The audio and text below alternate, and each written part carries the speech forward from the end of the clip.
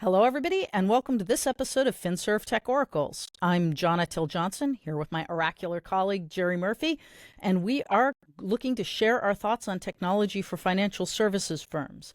And in particular, well, it's the 1st of October. We now know that California Governor Newsom vetoed the contentious AI safety bill, which was actually interesting because at the same time he signed a whole bunch of other AI bills, but not this one.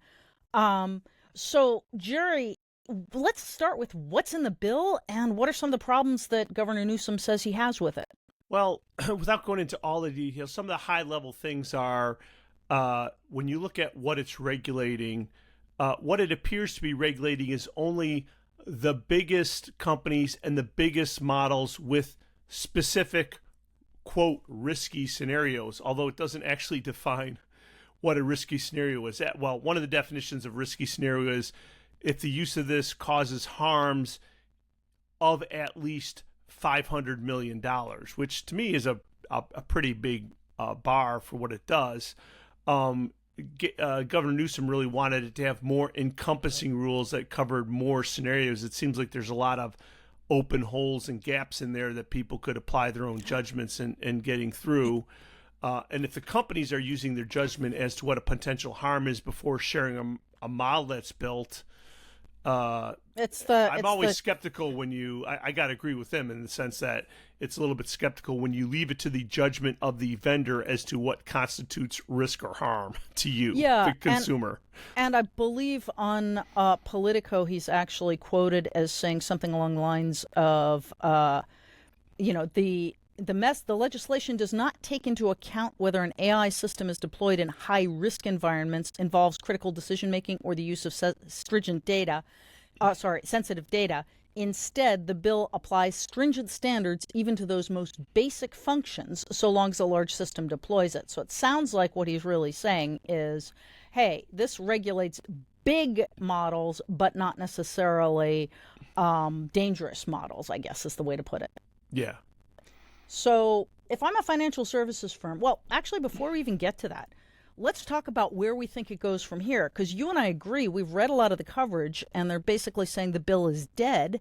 And yet when it was signed by a veto-proof majority. So, I mean, we're not politicians, but what do we think happens here? Well, I think what happens is it's going to delay things. And I think when we talked about this before, we're saying if he signs it, it's something that gets enacted in, October, November. If he doesn't sign it, and they have a veto-proof majority, it still might take till January, probably at the earliest, to when you think about recesses and all that stuff, right? I mean, we're in October, then next thing you know, it's going to be Thanksgiving and Christmas. So the reality is it delays things for at least a minimum of 3 months. And at that time, one or two things can happen. Well, I guess both three things is one is they could just say, kill the bill, which I personally think is unlikely. The other thing you personally think is unlikely, right? The other thing that could happen is they could simply revote it as it is, ignore his veto, and pass it with if they have the votes. The last thing they can do, probably most likely, is that they will make some attempt to take some of the issues he brought together and make some modifications to the bill that addresses some of those issues. Of course, if that's what happens, probably gets delayed even longer because now you've got to haggle with all the constituents about, what changes are going in there. You think about the large companies like, Microsoft and Meta and Google, as well as OpenAI, that are going to throw their 50, 100 cents into, what they think those changes should be. So if that's what happens, which is probably likely, that probably delays even further. Well, and it's just kind of interesting because he signed a whole tubload of other AI bills that do all sorts of interesting things.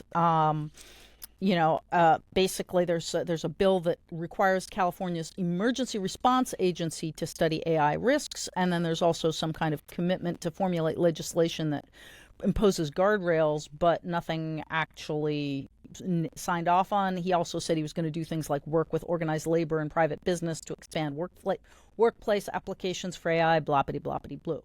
It sounds like he took a lot of input in his veto from folks in academia, as well as his colleagues on the Democrat side of the House saying, no, this is a terrible idea. Personally, I think these giant, I don't know what I'm doing, but I'm going to do it anyway. Don't just sit there, do something kinds of legislation do more harm than good. So I'm not unhappy that he vetoed it, but I'm sitting here looking at this going, yeah, but okay, now where do we go? And I think you're right that the most likely scenario is that they go back to the drawing board and make some changes. And again, nothing will happen until early next year. I think there's a timeline, right, Jerry? We talked about this last time. Yeah, I think they got 60 days. Right, but that's 60 days business days, not calendar days. So when you think about recesses and all that, that puts it into January sometime at least. So let's get to the question that I dodged earlier. Given the uncertainty until sometime late in the year earliest, what should a financial services firm be doing?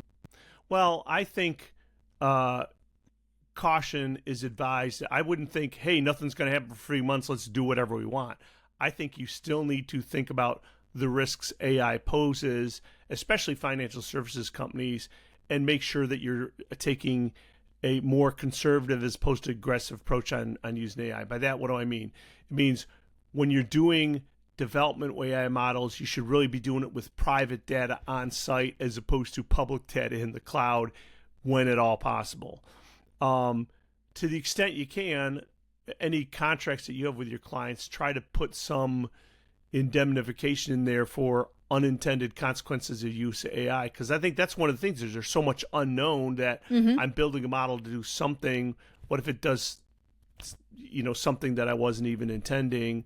Now, if I accidentally lost you $500 million, I don't know how people in practice get indemnified from that, but you want to try to... Well, I think the indemnification comes out more, whoops, I just broke the law, and I'm not sure you can really indemnify yourself from breaking a future law, but, I in accidentally any event, murdered my wife. Sorry about that. I didn't mean to.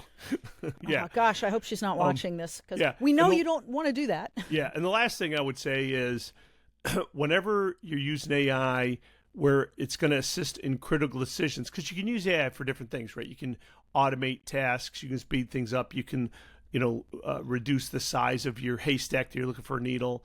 That's all great. But I would say whenever AI is being used to select an action to make a critical decision, whether it's committing somebody's funds, doing something critical like that, you need to keep a human in the loop. I think all this automation is fantastic. It opened us up tremendous possibilities, speed up more sophistication. But I still think on this absolutely critical stuff, you have to keep a human in the loop as opposed to just letting AI go off and do what it thinks. Well, and I would also further suggest that if you are that human who is chartered with hitting the go button on an AI decision, I think you build into your contract some personal indemnification yourself. That's a good point. Thing number one, you don't want to go to jail. Thing number two, you want to get paid a boatload of money if somebody fires you in a big show of, oh my gosh, Johna just signed off on this terrible thing and it's all her fault, so we're firing her and everything should be good. Yeah, if that happens, I want my $10 million check. Thank you. Yeah. I don't want to be the scapegoat.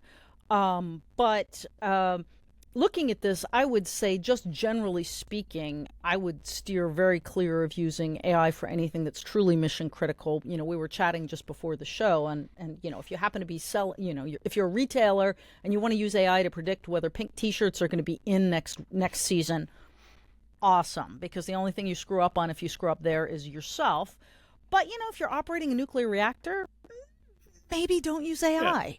Yeah. What I think a great use of AI is, think about these marketing advertising companies. Put out all the facts and features and functions of your product, put out data about the people using your product, and then say, come up with a cool logo that ties all these things together. AI is great for that kind of thing. And in fact, our clients who are, in the advertising business have already implemented AI for ideation. Ideation is a great use of AI. And just to be clear, what we mean by that is coming up with ideas that humans then sort through and make decisions on. The great thing is the AI isn't involved in implementing the ideas. So it's literally it's kind of like the whole GMO foods, not to wander into a whole nother area, but it's like, look, you can look at the ideas and make a human decision as to whether they're good ideas or bad ideas. It doesn't matter where they came from. The point is you can assess them once they exist. And any kind of ideation is probably a good use. So and with that, I think we're done. So thanks, everybody. And we look forward to seeing you on our future sessions every Tuesday.